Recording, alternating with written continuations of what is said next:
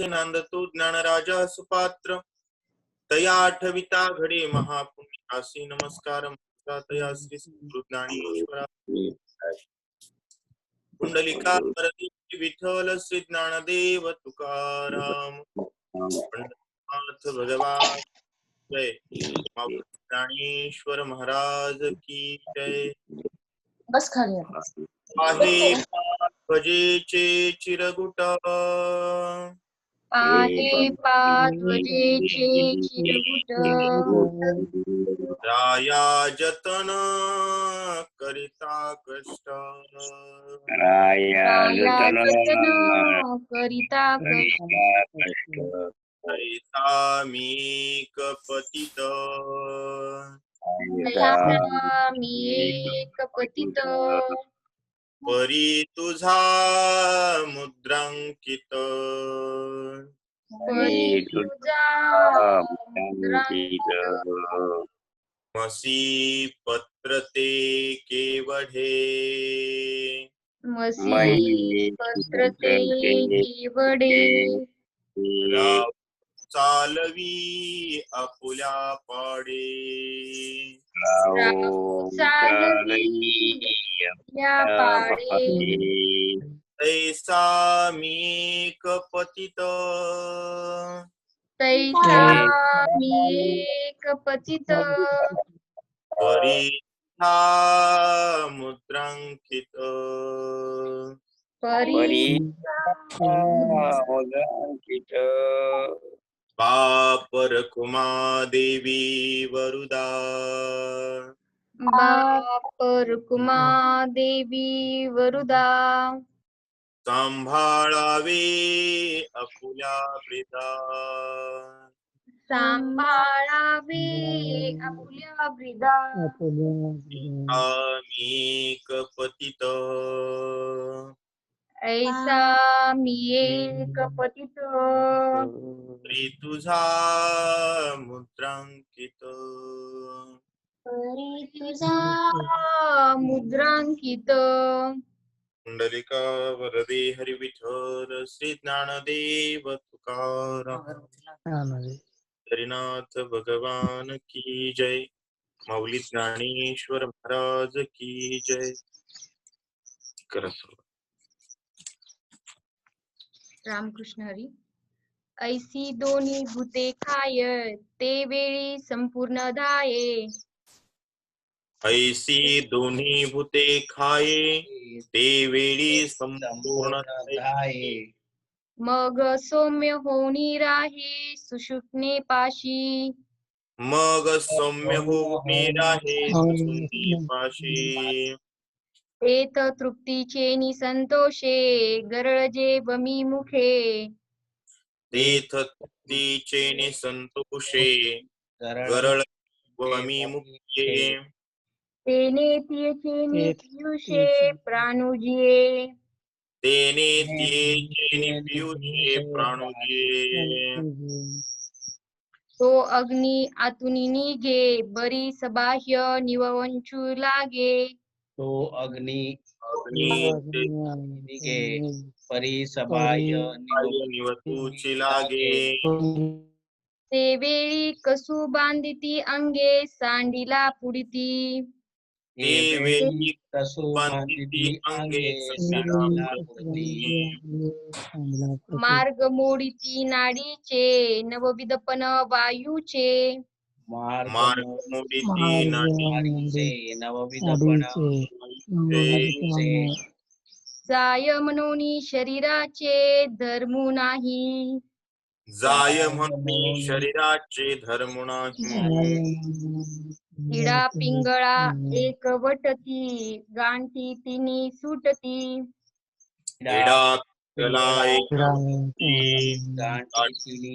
सुटती काही पदर फुटती चक्रांचे हे काही पदर फुटती चक्रांचे मग शशी आणि भानू ऐसा कल्पिजे जो अनुमानू मग आणि भानू ऐसा कल्पिजे जो अणु तो वातीवरी पवनो गिवसिता न दिसे तो वातीवरी पवनो व्यवस्थिते. बुद्धीची पुळिका बिरे परिमळू घ्राणी उरे बुद्धीची पुळिका विरे परिमळू आणि उरे तोही शक्ती सवे संचरे मध्यमे माझी तोही शक्ती सवे संचरे मध्यमे माझी तव वरिले कडोनी ढाळे चंद्रामृतांचे तळे तव वरिले कडोनी ढाळे चंद्रामृतांचे तळे कान वडोनी मिळे शक्तिमुखी कान पडोनी मिळे शक्तिमुखी तेने नाळके रस भरे तो सर्वांगा माझी संचरे तेने नाळके रस भरे तो सर्वांगा माझी संचरे जेथींचा तेथ मुरे प्राण पवनू जेथीचा तेथ मुरे प्राण पवनू तातलिये मुसे मेन निघोनी जाय जैसे तातलिये मुसे मेन निघोणी जाय जैसे मग कोंदोली राहे वरसे बोतलेनी मग कोंदली राहे रसे ओतलेनी तैसे पिंडाचे नि आकारे ते कळाची का अवतरे तैसे पिंडाचे नि आकारे ते कळाचिका अवतरे वरी त्वचेचे नि पदरे पांगुरली असे वरी त्वचेचे नि पदरे पांघुरली असे जैशी आबाळाची बुंती करुणी राहे गबसती जैसी आबाळाची बुंती करुणी राशी गबसती मग फिटलिया दीप्ती धरून ये मग फिटलिया दीप्ती धरून ये तैसा आहाच वरी कोरडा त्वचेचा असे पातोडा तैसा आहाच वरी कोरडा त्वचेचा से पातोडा तो जडून जाय कोंडा जैसा होय तो झडून जाय कोंडा जैसा होय मग काश्मीरीचे स्वयंभ का रत्न बीजा निघाले कोंभ मग काश्मीरीचे स्वयंभ का रत्नबीजा निघाले कुंभ अवयव कांतीची भांब तैसी दिसे अवयव कांतीचे भांब तैसे दिसे ना तरी संध्या रागींचे रंग काढूनी वळिले ते अंग ना तरी संध्या रागीचे रंग काढून वळिले ते अंग ही अंतर्ज्योतींचे लिंग निर्वाळिले की अंतर्ज्योतीचे लिंग निर्वाळिले कुंकुमाचे भरीव सिद्ध रसाचे ओतीव कुंकुमाचे भरीव सिद्धरसाचे ओतीव मज पाहता सावेव शांतीची ते मज पाहता सावे व शांतीचे ते आनंद चित्रींचे लेप ना तरी महासुखाचे रूप ते आनंद चित्रीचे लेप ना तरी महासुखाचे रूप ही संतोष तरुचे रोप थांबले जैसे की संतोष तरुचे रूप थांबले जैसे तो कनक चंपकाचा कळा की अमृताचा पुतळा तो कनक चंपाचा कळा की अमृताचा पुतळा नाना सासिनला मळा कोवळिकेचा नाना सासिन्नला मळा कुवळीचा होका जे शारदीयेचे नि ओले चंद्रबिंब पाललेले होकाजे शारदीयेचे ओले चंद्रबिंब पालेले का तेजची मूर्त बैसले आसनावरी का तेजसी मूर्त बैसले आसनावरी तैसे शरीर होये जे वेळी कुंडलीने चंद्र पिये तैसे शरीर होय जे वेळी कुंडलिनी चंद्र पिये मग देहाकृती बिहे कृतांतुगा मग देहाकृती कृतांता वार्धक्य तरी बहुडे तारुण्याची गाठी बिघडे वार्धक्य तरी बहुडे तारुण्याची गाठी विघडे लोपली उघडे बाळदशा लोपली उघडे बाळदशा वैसा तरी येतुले वरी एरवी बळाचा बळार्थू करी वयसात येतुले वरी यरवी बळाचा करी धैर्याची थोरी निरूपमू धैर्या पुरी निरूपमू कनकद्रुमाच्या पालवी रत्नकळिका नित्य नवी कनकद्रुमाच्या पालवी रत्नकळिका नित्यनवी नखे तैसी बरवी नवी निगती नखे तैसी बरवी नवी निगती दातही आन होती परी अपाडे साने जती दातही आण होती परी अपाडे ताणी जती जैसी दुबाही बैसे पांती हिरे यांची जैसे दुपाही बैसे पांती हिरयाची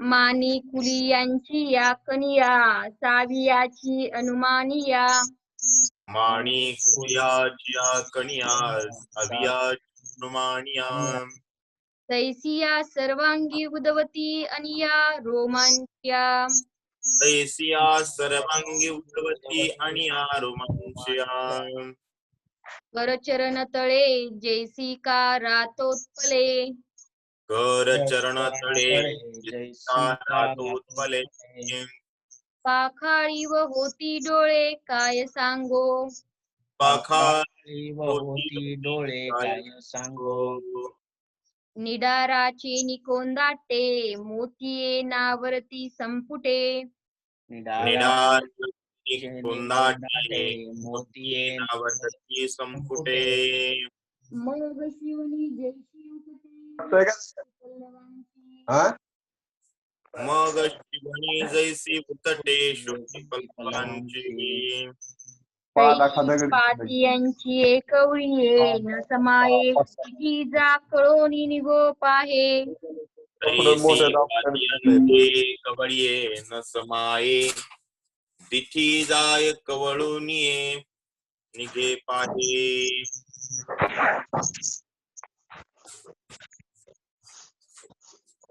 अदिलीचे परी होये गगना कवळीती आधिलीचे परी होये गगना कवळी ऐके देह होय सोनियांचे परी लाघव एवायुंचे ऐके देह होय सोनियाचे परिलाघव हे वायूचे जे आप आणि पृथ्वीचे अंशु नाही जे आप आणि पृथ्वीचे अंशु मग समुद्रा पहिलीकडील देखे स्वर्गीचा आलोचू ऐके मग समुद्रा पलीकडील देखे स्वर्गीचा आलोक ऐके मनोगत ओळखे मुंगियेचे मनोगत ओळखे मुंगीचे पवनाचा वारिका वळघे चाले तरी उदकी पाऊल न लागे पवनाचा वारिका वळघे चाले तरी उदकी पाऊल न लागे येणे येणे प्रसंगे येते बहुता सिद्धी येणे येणे प्रसंगे येते बहुता सिद्धी ऐके प्राणाचा हातू धरुनी गगनाची पाऊती करुनी ऐके प्राणाचा हातू धरुनी गगनाची पाऊटी करुनी मध्यमेचे दादारहुनी हृदयाली मध्यमेचे निनाद राहुनी हृदया आले ते कुंडलिनी जगदंबा जे चैतन्य चक्रवर्तीची शोभा ते कुंडलिनी जगदंबा चैतन्य चक्रवर्तीची शोभा जया विश्वबीजाची या कोंबा सावली केली. जया विश्वबीजाची या कुंभा सावली केली. हे शून्यलिंगांची पिंडी जे परमात्म्या शिवाची गंडी. जे शून्यलिंग लिंगांची पिंडी जे परमात्मया आत्मया शिवाची गंडी. गंडी. जे प्रणवाची होडी जन्मभूमी. जे प्रणवाची उघडी जन्मभूमी. हे असो ते कुंडलिनी बाळी रतिया अंतु अली. हे असो ते कुंडलिनी बाळी या अंतु आली. अनुहताची बोली चावळे ते. अनुहताची बोली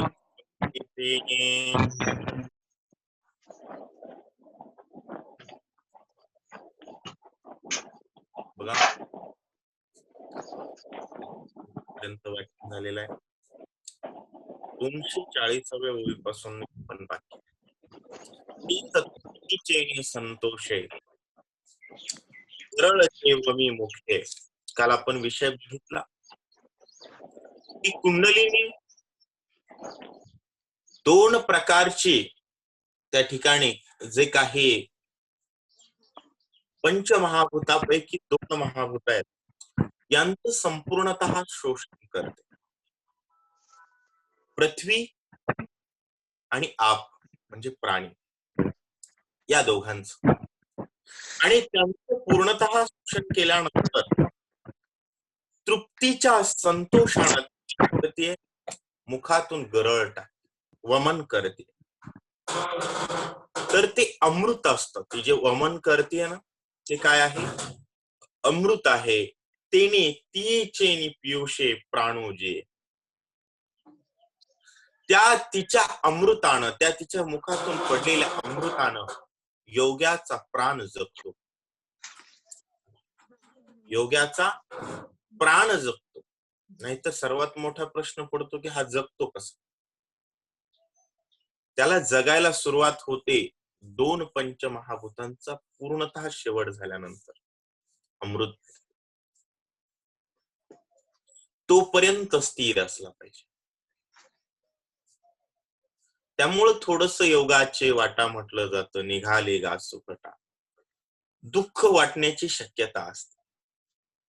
आधीच सांगितलं मौलींनी, काही सुख आणि काही दुःख या पद्धतीनं व्यक्ती अभ्यासाच्या मार्गाने या स्थितीपर्यंत जाऊ शकतो.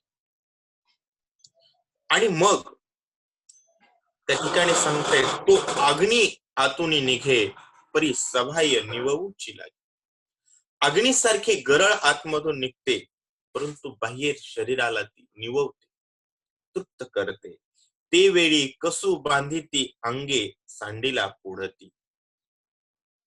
त्यावेळेस सांगतायत की तो गरळ रूपी अग्नी देहातून बाहेर निघतो, सर्व अंगातील दाह शमवतो. त्यामुळं अंगातलं जे काही गेलेलं सामर्थ्य होतं ते सामर्थ्य परत यायला सुरुवात होते. पूर्ण 2 पंचमहाभूतांचा शेवट झाल्यानंतर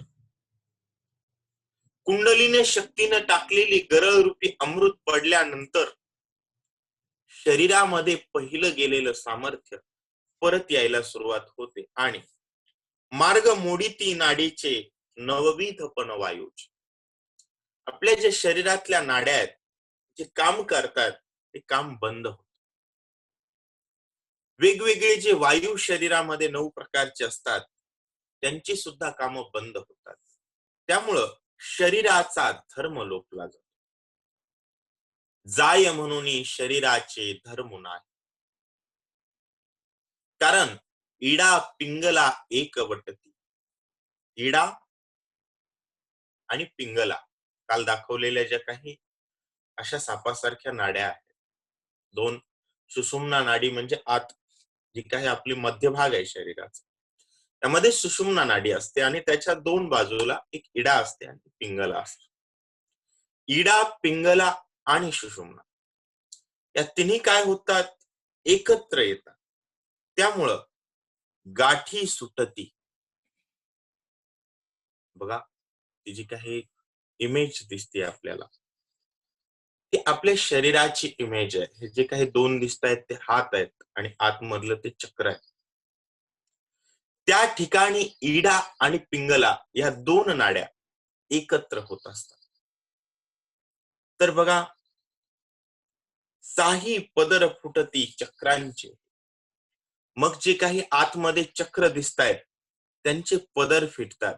म्हणजे काय, त्यांच्यावरती शरीराच्या स्थूलतेची आवरण आली होती. थोडस झूम.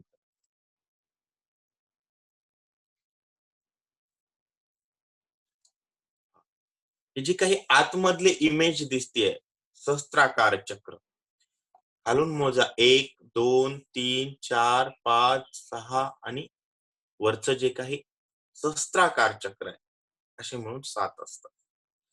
तर यांच्यावर ही चक्र असतात, परंतु त्या चक्रावर जे काही स्थूल भाग होता त्या सर्व स्थूल भागाचं शोषण झालेलं आहे. इडा, पिंगला आणि सुषुम्ना या 3 नाड्यांची एक गाठ झाल्यामुळं आता चक्र जागृत व्हायला सुरुवात होतात. म्हणजेच 6 चक्रांवरती जी काही असणारी पदर होते ती निघतायत. आणि ती पदर निघाल्यानंतर चक्र कशा प्रकारे प्रगट होतात ऐका. मग शशी आणि भानू ऐसा कल्पी जे जो अणुमानो, तो वातीवरी पवनू दिवसिता न दिसे. ते चक्र म्हणजे कसे आहेत, सूर्य आणि चंद्रासारखे तेजस्वी आहेत. त्यामुळे वातीचा दिवा घेऊन त्यांना पाहता येत नाही, एवढ्या सहजपणे ते सापडत नाही. परंतु हे इडा पिंगलांचं एकीकरण झाल्यानंतर ते प्रगट होतात. आणि ते प्रगट झाल्यानंतर बुद्धीची पुळिका विरे, परिमळू घाणी उरे. बुद्धीची जी काही सामर्थ्य आहे, ज्ञानकळा आहे, ती नाहीशी होते. नाकामध्ये सुगंध उरतो, तोही शक्ती सवे संचरे मध्यमे माझे. आणि तो सुगंध सुद्धा आणि बुद्धीचं सामर्थ्य सुद्धा, देहबुद्धीचं सामर्थ्य सुद्धा कुठं मध्यमेमध्ये जात. मध्यमा म्हणजे ती आपली सुषुम्ना नाडी. तव वरिले कडोनी ढाळे चंद्रामृताचे तळे. दुसरी एक इमेज पाठवली तिला. तव वरिले कडोनी ढाळे चंद्रामृताचे तळे. दुसरी.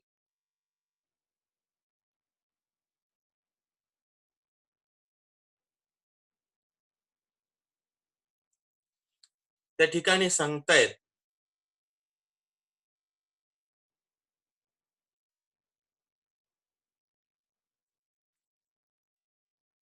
हे जे काही चंद्रामृताचं तळ आहे, तव वरिले कडोनी ढाळे चंद्रामृताचे तळे, कान वडोनी मिळे शक्तिमुखी. ते जे काही चंद्रामृताचं तळ आहे, वर बघा डोक्यावरती सर्वात वर तळ असल्यासारखं साचलेलं दिसायला लागलं. ते आपलं क्षीरसागर आहे. तर काय म्हटलं जातं, क्षीरसागर म्हटलं जातं. आणि त्याच्या खाली भ्रुकुटीच्या म्हणजे 2 भुवयांच्या ठिकाणी आपण जिथं गंध आडवा लावतो तशा पद्धतीचं जे काही ठिकाण दिसतं ते चंद्रामृताचं तळ आहे. ते चंद्रामृताचे तळे कान वडोनी मिळे. त्या ठिकाणी सांगतायत कानवडून मिळलं जातं. कानवडणे म्हणजे काय, शरीराच एका अंगाला कलवंडल्यासारखं दिसतंय एका बाजूला, ते वरचं तळ कलवंडून खाली साचल्यासारखं दिसतंय. कलवंडो कान वडोनी मिळे शक्ती मुखे. आणि त्या ठिकाणी शक्तीचं मुख आहे.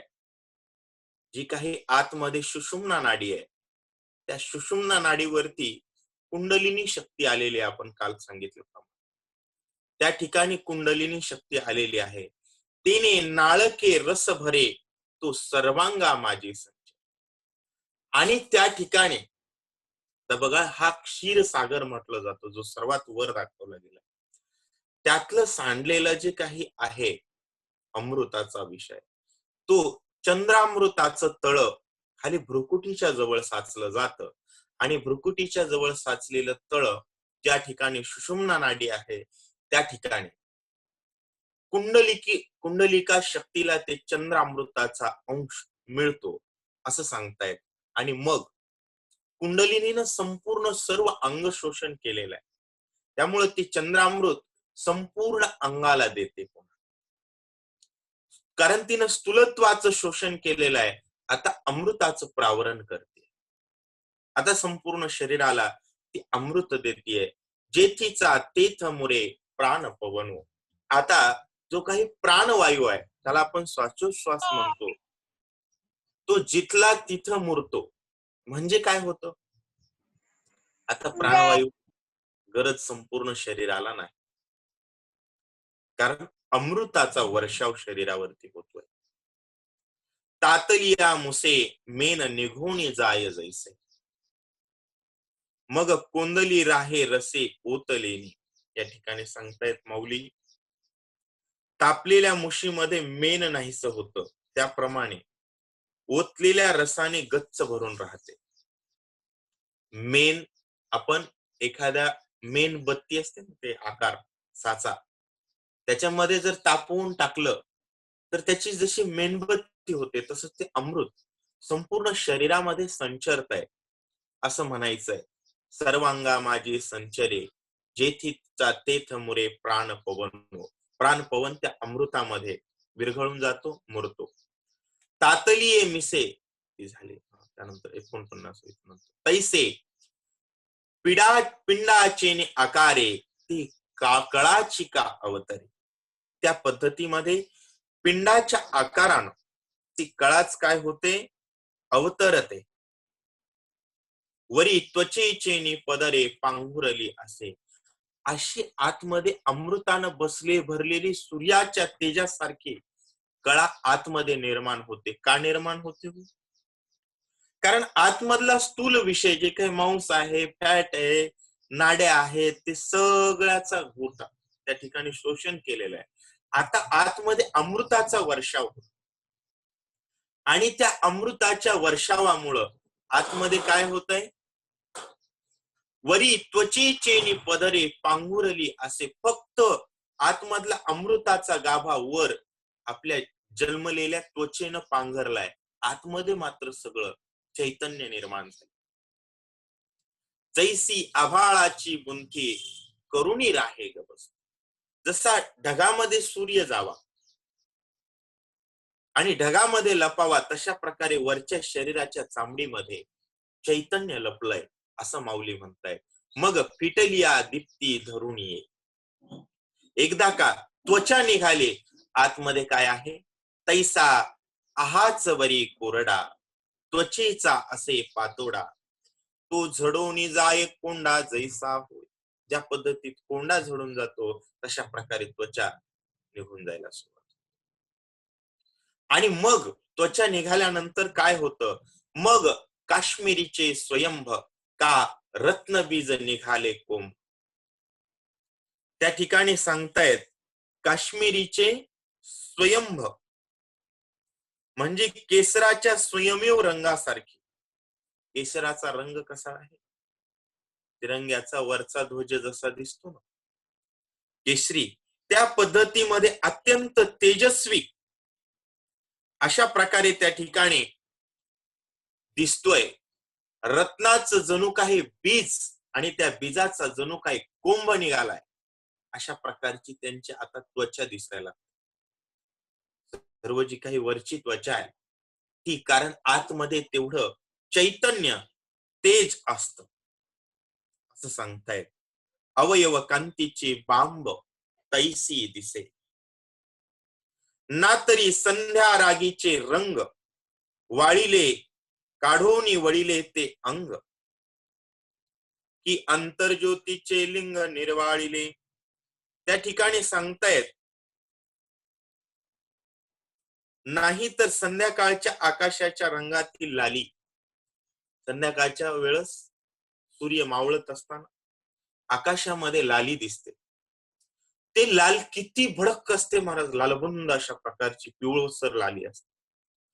ते जसं तेज आहे, तशा प्रकारचं तेज या योग्याच्या शरीराचं होत. कुंकुमाचे भरीव सिद्ध रसाचे होतीव, मज पाहता सावेव शांतीची. माऊली म्हणतायत. कुंकुमानं भरलेलं, सिद्ध रसानं ओतलेलं, अशा प्रकारचं ते अवयवांनी भरलेलं शांतीचं स्वरूप, असंच ते मला वाटायला लागलं. ते योग्याचं शरीर, ते आनंद चित्रीचे लेप, आनंदाच्या चित्राला दिलेला लेप म्हणजे त्या योग्याचं शरीर आहे.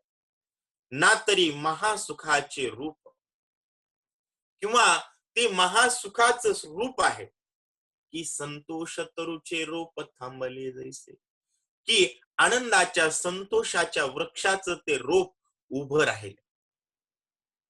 अशा प्रकारच्या तेजस्वी तो पुरुष दिसतो महाराज.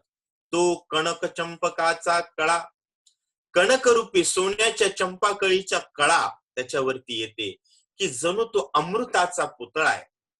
नाना सासिन्नला मळा कोवळीकेचा, नाना प्रकारच्या कोवळीकेचा मळा फुललाय. कोवळेपणाचा, तेजानं भरलेल्या तेजाचा तो मळाच फुललाय की काय, अशा प्रकारचा तो योगी दिसतो. हो का जे शारदीयेचे ओले, चंद्रबिंब पालेले, का तेजची मूर्त बैसले असनावरी. शारदी चेनी ओले, ज्ञानाच्या ओलाव्यानं चंद्रबिंबालाच जणू काही पालवी फुटलेली आहे, किंवा मूर्त तेजाचाच गाभा आसनावर बसलाय. योगी आणखी आसनावरून उठलेला नाही, एका ठिकाणी असतानाच त्याला हे मिळतंय. का तेजची मूर्त बैसले आसनावरी, तैशे शरीर होये जे वेळी कुंडलिनी चंद्र. एवढं तेजस्वी शरीर होतं कधी, ज्यावेळेस कुंडलिनी शक्ती, जे काही क्षीरसागरातून आलेलं भ्रुकुटीच्या ठिकाणचं चंद्र सरोवर आहे, त्या सरोवरातलं अमृताचं प्राशन ज्यावेळेस कुंडलिनी शक्ती करते, आता दाखवल्याप्रमाणे, मग देहाकृती बिहे कृतांतुगा, मग अशा देह आकृतीला काल कृतांत सुद्धा घाबरतो. काय होतो? घाबरतो, लट लट लट कापतो. एवढं तेज त्या योग्याच्या शरीरावरती. वार्धक्य तरी बहुडे तारुण्याची गाठी विघडे. वार्धक्य, म्हातारपण भेलं जातं, आता तारुण्याची सुद्धा गाठ पिटते. म्हणजे तारुण्यापेक्षा तेज. म्हातारपणाचा तर विषय राहत नाही. लोपली उघडे बाळदशा, जी त्याची बाळदशा गेली होती, त्या बाळदशेतलं तेज जणू काही पुन्हा तो पांघरतोय, एवढा तेजस्वी दिसतो. वयसा तरी येतुले वरी, येळवी येरवी बळाचा बळार्थ करी, धैर्याची थोरी निरुपम.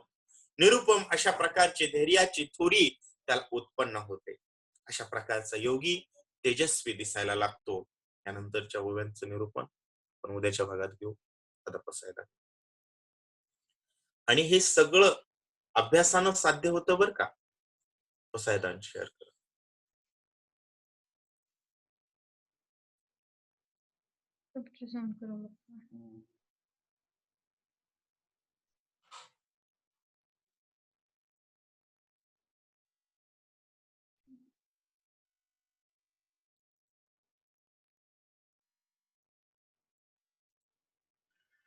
पूर्ण पसायदानाचा वेळ नाही पुरला तर आपले आपण कंप्लीट करा.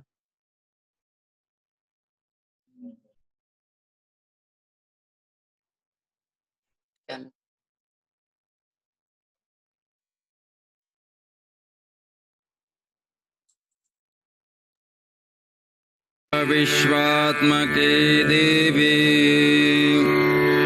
येने वाग्यज्ञे तोषावे, तोषोणी मज द्यावे पसायदान हे. जे खळांची व्यंकटी सांडो, तया सत्कर्मी रती वाढो. परस्परे पडो मैत्र जीवांचे, दुरितांचे तिमिर जावो. विश्वस्वधर्म सूर्ये पाहो,